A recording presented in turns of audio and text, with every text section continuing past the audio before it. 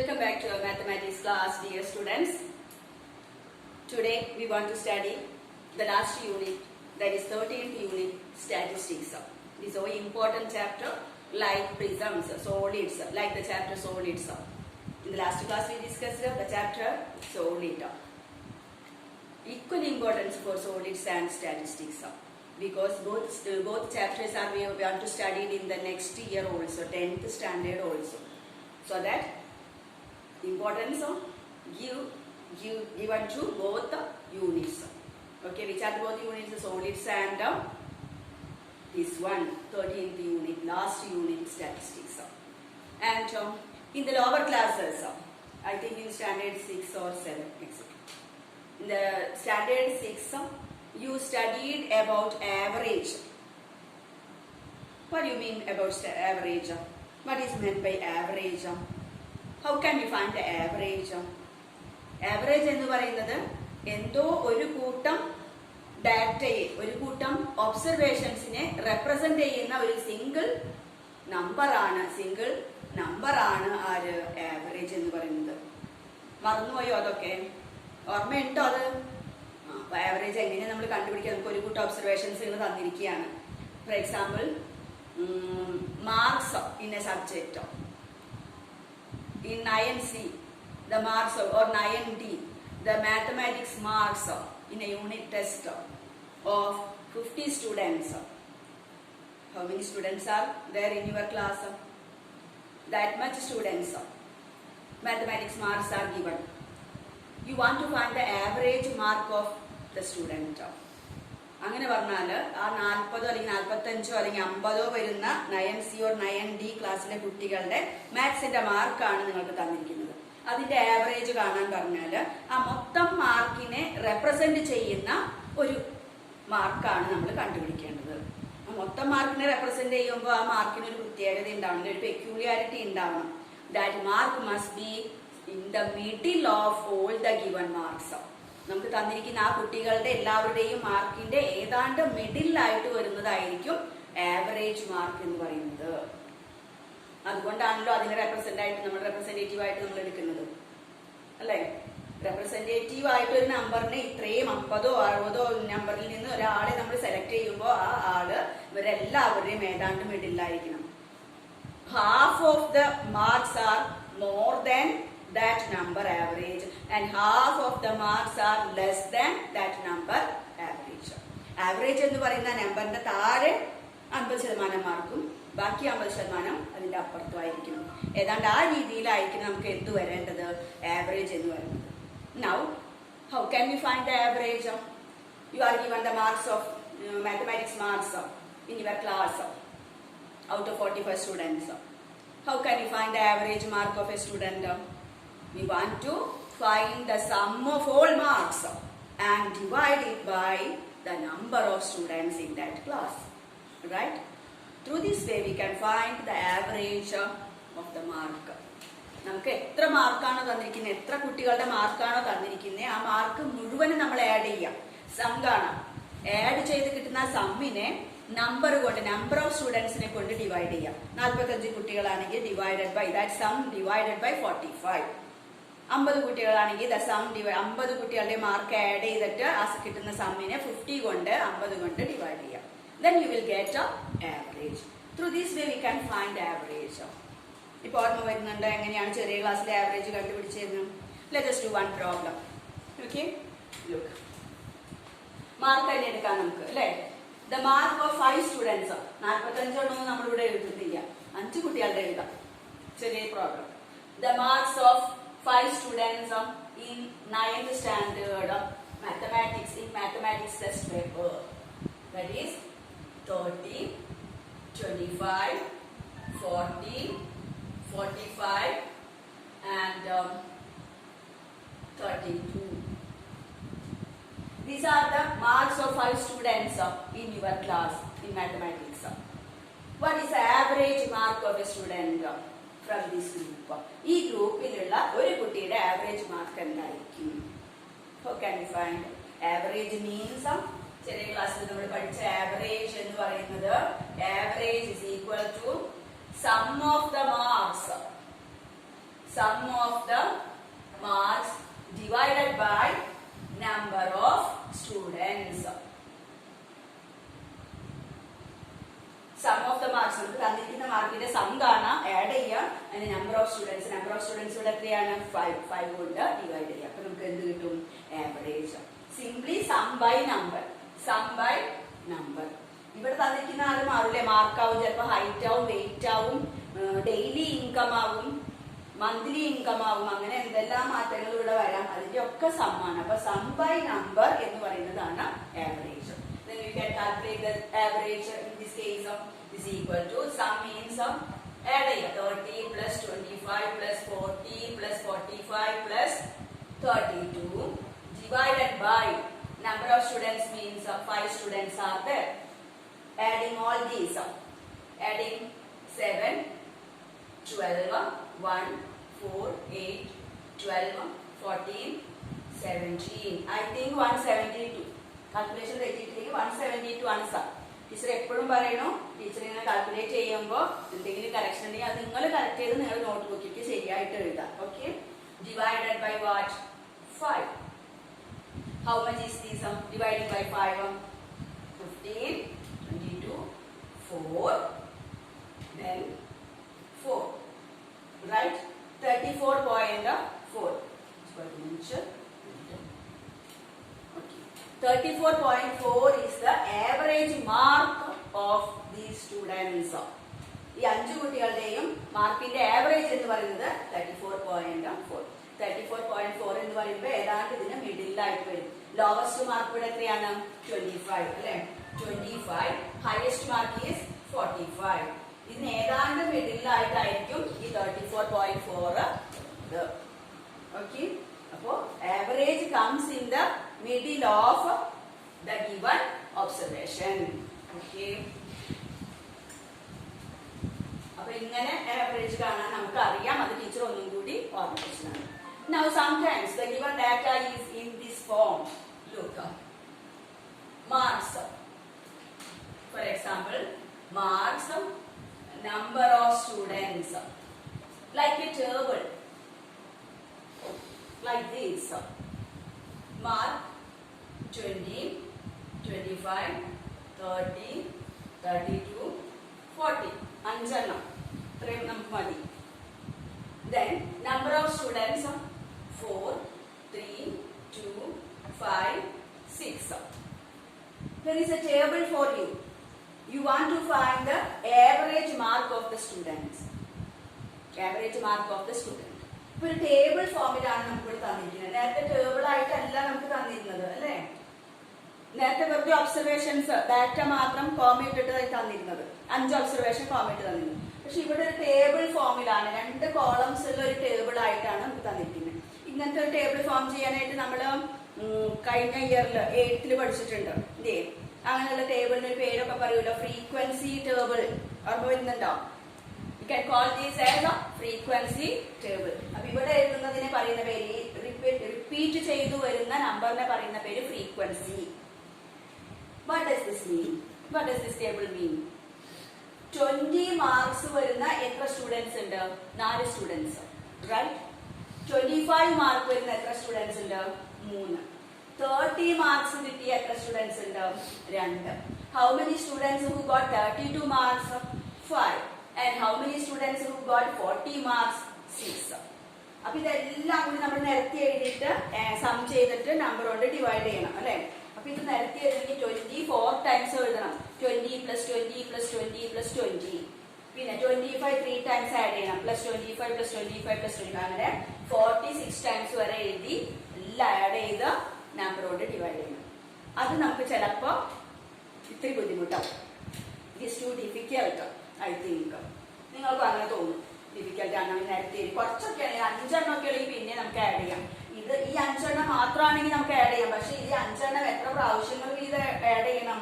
4 പ്രാവശ്യം, 3 പ്രാവശ്യം, 2 പ്രാവശ്യം, 5 പ്രാവശ്യം, 6 പ്രാവശ്യമൊക്കെ നമ്മളിങ്ങനെ ആഡ് ചെയ്ത് കൊടുക്കണം അല്ലെ? അപ്പൊ ഇത്തിരി ബുദ്ധിമുട്ടാണ്. അപ്പൊ നമ്മൾ ഇതിന് വേറൊരു ഐഡിയ കണ്ടെത്തും ചെയ്യാനായിട്ട്. ഈ 20 എന്നുള്ളത് 4 ടൈംസ് ആഡ് ചെയ്യാ എന്ന് പറഞ്ഞാൽ it means 20 is multiplied by 4. Right? അങ്ങനെയല്ലേ? Repeated addition gives multiplication.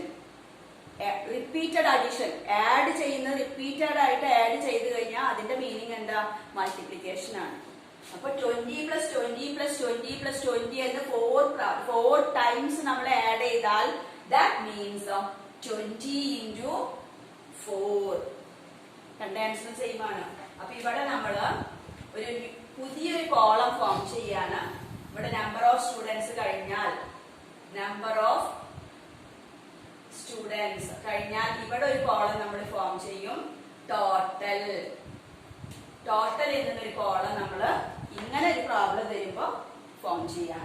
Total എന്ന് പറഞ്ഞാൽ 20 × 4. How much is 20 × 4? 80. അങ്ങനെ ഓരോന്നും നമ്മൾ ആഡ് ചെയ്യുന്നതിന് പകരം മൾട്ടിപ്ലൈ ചെയ്ത മൾട്ടിപ്ലിക്കേഷൻ വളരെ എളുപ്പമാണ്. ഇതിന് 3 പ്രാവശ്യം 4 പ്രാവശ്യം 6 പ്രാവശ്യം 8 പ്രാവശ്യം ഒക്കെ ആഡ് ചെയ്യുന്നതിൽ ഇപ്പൊ × 8 ചെയ്താൽ വളരെ എളുപ്പമായി അല്ലേ? Next one is we want to here add 25 3 times. 25 + 25 + 25. In other words, it is equal to 25 × 3, that is 75. Right? അപ്പൊ അങ്ങനെ ചെയ്താൽ അതിൽ എളുപ്പം.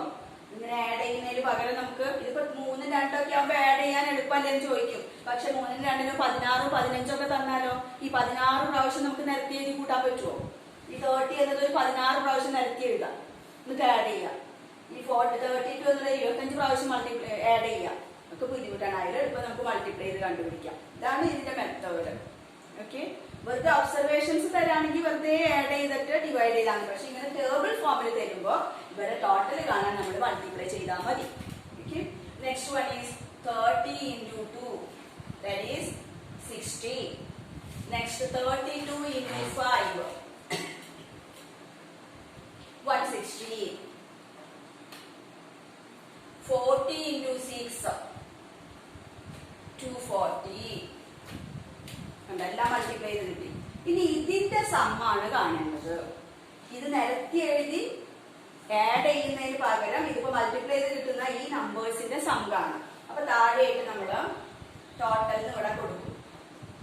ടോട്ടൽ ഇവിടുത്തെ ടോട്ടൽ എത്രയാണ്? ടോട്ടൽ നമ്പർ ഓഫ് സ്റ്റുഡൻസ് 4 ആണോ 3 ആണോ 2 ആണോ 5 ആണോ 6 ആണോ? അല്ല, ഇത് ടോട്ടൽ എത്ര കുട്ടികളുണ്ട്? 4 കുട്ടികൾ 3 കുട്ടികൾ, അതെല്ലാം കൂടി ആഡ് ചെയ്യാം.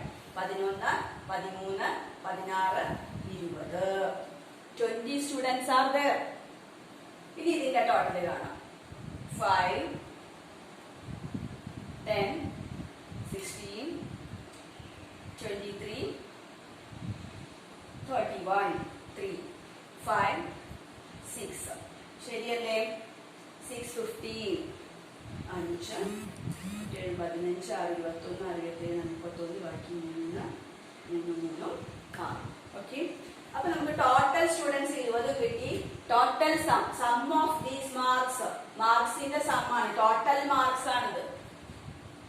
ടോട്ടൽ എഴുതിയാലും ടോട്ടൽ മാർക്സ് എത്ര കിട്ടി? 615 കിട്ടി. ഇത്രയും കുട്ടികളുടെ 20 കുട്ടികളുടെ ടോട്ടൽ മാർക്സ് എത്രയാണ്? 615. അപ്പൊ ഇനി എന്ത് ചെയ്യാം? Average equal to average means sum by number, right? What is the sum? 615. 615 by number is 20.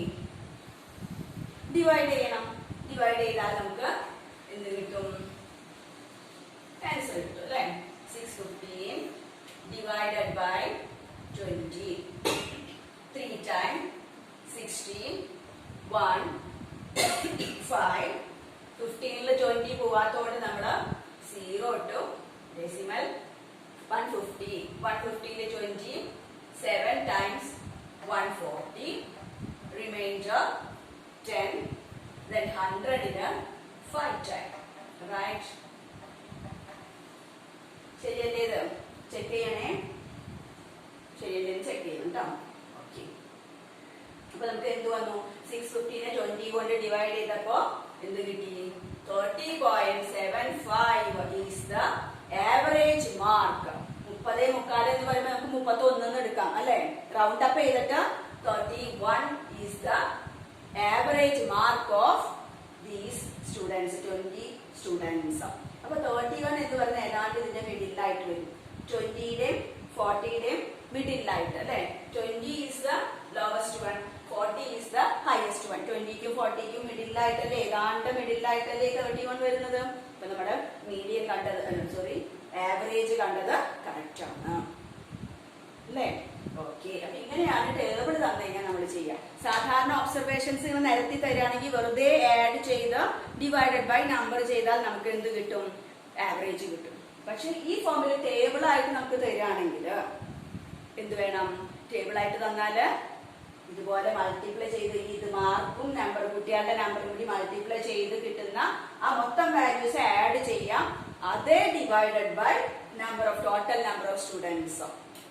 Number of students കൊണ്ട് ഡിവൈഡ് ചെയ്താൽ നമുക്ക് എന്ത് കിട്ടും? Sum by number. ഇതാണ് ടോട്ടൽ മാർക്സ്. മൾട്ടിപ്ലൈ ചെയ്ത് കിട്ടുന്ന മാർക്സ് ആണ് ഇത്. ടോട്ടൽ നമ്പർ ഓഫ് സ്റ്റുഡൻസ് ആണ് 20. ഡിവൈഡ് ചെയ്തപ്പോൾ നമുക്ക് 31 കിട്ടി. This average comes almost in the middle of the given observation. Got the idea?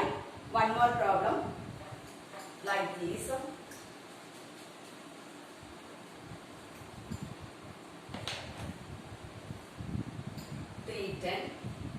Income. Number of families.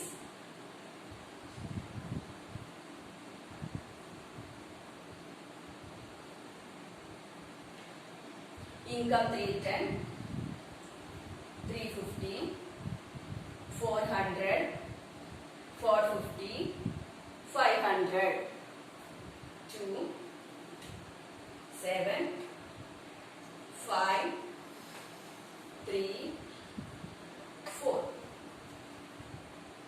Number of families. കുറെ ഫാമിലീസിന്റെ ഇൻകം ആണ് ഇവിടെ കൊടുത്തിരിക്കുന്നത്. Daily income. ഓരോ ഫാമിലിക്ക് ഡെയിലി ഇൻകം കിട്ടുന്നത് എത്രയാണ്? 310 rupees ഡെയിലി ഇൻകം കിട്ടുന്ന 2 families are there, and 350 daily income for 7 families, and 5 families got 400 daily income, daily wage, and 3 families got 450 daily wage, and 4 families got 500 daily wage. അങ്ങനെയാണ് ഇതിന്റെ meaning. Find the average daily wage, average daily income or average income. Average ആണ്. average എന്ന് കണ്ടു കഴിഞ്ഞാൽ ഉടനെ ആ മെത്തേഡിൽ അങ്ങ് പോവുക. ടേബിൾ ആയിട്ടാണ് നമുക്ക് തന്നിരിക്കുന്നത് അല്ലെ? ടേബിൾ തന്നാൽ ഉടനെ എന്ത് വേണം? തേർഡ് ടേബിൾ നമ്മൾ ഫോം ചെയ്യാം. മൂന്നാമതൊരു ടേബിൾ. ഈ 2 ടേബിളും നമ്മൾ ആൻസർ പേപ്പറിൽ ഉണ്ടാവണം, അല്ലെങ്കിൽ നോട്ട്ബുക്കിൽ ഉണ്ടാവണം. ക്വസ്റ്റ്യൻ പേപ്പറിൽ ഇത് രണ്ടും ഉണ്ടാവും. അപ്പൊ നമ്മൾ ആൻസർ ഷീറ്റിൽ ഈ 2 കോളംസും പകർത്തി എഴുതിയതിനു ശേഷം മൂന്നാമതൊരു ടേബിൾ ഇവിടെ ഫോം ചെയ്യാം. മൂന്നാമത്തെ ടേബിൾ ഇത്തിരി ലെങ്തി ആയിക്കോട്ടെ. ലെങ്തി ടേബിൾ നമ്മളിവിടെ ഫോം ചെയ്തു. അതിലെന്താ എഴുതേണ്ടത്? ടോട്ടൽ ഇൻകം അല്ലെ? Total income. ഇവിടെ എന്താണോ അതാണ് ടോട്ടൽ. മാർക്ക് ആണെങ്കിൽ ടോട്ടൽ മാർക്ക്, വെയിറ്റ് ആണെങ്കിൽ ടോട്ടൽ വെയിറ്റ്, ഹൈറ്റ് ആണെങ്കിൽ ടോട്ടൽ ഹൈറ്റ്. ഇനി എന്താ വേണ്ടത് ടോട്ടൽ കാണാനായിട്ട്? 310 ഇൻകം വരുന്ന 2 ഫാമിലീസ് ഉണ്ടെങ്കിൽ 2 പ്രാവശ്യം ആഡ് ചെയ്യണം അല്ലെ? അതിന് പകരം നമ്മൾ ഇനിയിപ്പോ എന്താ ചെയ്യാം? 310 into 2, 0, 2, 6, 620. Similarly, the other also 350 into 7, 0, 2450. Right? Okay. Next is 400 into 5, 0, 0, 2000. Next one is 450 into 3, 0, 1350. Last one is 500 into 4, 0, 0. Okay. ഇനി നമുക്ക് എന്ത് വേണം? ഇതിന്റെ രണ്ടിന്റെയും ടോട്ടൽ വേണം അല്ലെ? അപ്പൊ നമ്മൾ ഇങ്ങനെ വരച്ചു, ടോട്ടൽ ഇവിടെ കാണിച്ചു. ഇവിടെ ടോട്ടൽ എത്രയാണ്? Number of families. എത്ര ഫാമിലീസ് അവിടെ ഉണ്ട്? 7, 12, 19, 21. റൈറ്റ്? 7, 5, 12, 19, 21. ഇനി ഇവിടെ എത്ര ടോട്ടൽ? 0, 1, 4, 8, 1, 3, 4, 6, 8, 4, 2, 0. ശരിയല്ലേ? ആഡ് ചെയ്ത് നോക്കാട്ടോ. 0, 0, 0, 7, 5, 12, 1, 7, 11, 13, 14, 1, 3, 5, 4, 2, 0. ഇനി എന്ത് വേണം? You want to find the average daily income is equal to sum by number is equal to sum is 8420 divided by number 21. ഇത് ഡിവൈഡ് ചെയ്യാൻ നിങ്ങൾക്ക് അറിയില്ലേ? ഡിവൈഡ് ചെയ്യാം കേട്ടോ. ഡിവൈഡ് ചെയ്തിട്ട് അതിന്റെ ആൻസർ ചെയ്യുക. ഈ ആൻസർ എന്ന് പറയുന്നത് ഈ ആവറേജ് ഡെയിലി ഇൻകം എന്ന് പറയുന്നത് നമുക്ക് തന്നിരിക്കുന്ന ആ ഇൻകത്തില് ഏതാണ്ട് മിഡിലായിട്ട് വരുന്ന ഒരു ഇൻകം ആയിരിക്കും. എപ്പോഴും ആവറേജ് എന്ന് പറയുന്നത് അങ്ങനെ തന്നെ ഇരിക്കും. ചെറിയ നമ്പർ ഏതാണോ വലിയ നമ്പർ ഏതാണോ അതിന്റെ മിഡിലായിട്ട് വരുന്നതായിരിക്കും ആവറേജ് എന്ന് പറയുന്നത്. അപ്പൊ ഇതൊന്ന് ഡിവൈഡ് ചെയ്യാം. ഓക്കെ, ഡിവിഷൻ നിങ്ങൾക്ക് അറിയാമല്ലോ, ടീച്ചർ അത് ബോർഡിൽ ചെയ്യേണ്ട കാര്യമില്ല. അത് ഡിവൈഡ് ചെയ്ത് കിട്ടുന്നതാണ് ഇവിടുത്തെ average daily income. That much rupees എന്ന് എഴുതണം കേട്ടോ. അവിടെ കിട്ടുന്ന എമൗണ്ട് എത്രയാണ് അത് റുപ്പീസ് എന്ന് എഴുതാം. കാരണം ഇൻകം അല്ലേ. മാർക്കാണെങ്കിൽ നമുക്ക് ഒന്നും എഴുതില്ല, നമ്പർ അങ്ങോട്ട് എഴുതി വെച്ചാൽ മതി. ഇൻകം എന്ന് പറയുമ്പോൾ എന്ത് വേണം? റുപ്പീസിലാണ് അല്ലെ ഇൻകം പറയുക. അപ്പൊ റുപ്പീസും കൂടി അവിടെ കാണിക്കാം. RSO ഇപ്പോഴത്തെ പുതിയ സിമ്പലോ അതൊക്കെ ഇട്ടാൽ മതി റുപ്പീസ്. ഓക്കെ, അപ്പോൾ ഈ ടൈപ്പ് പ്രോബ്ലം കഴിഞ്ഞ് ഒരു ടൈപ്പ് പ്രോബ്ലം കൂടി നമുക്ക് ചെയ്യണം. അടുത്തതായിട്ട് ആ പ്രോബ്ലത്തിലേക്ക് കടക്കാം.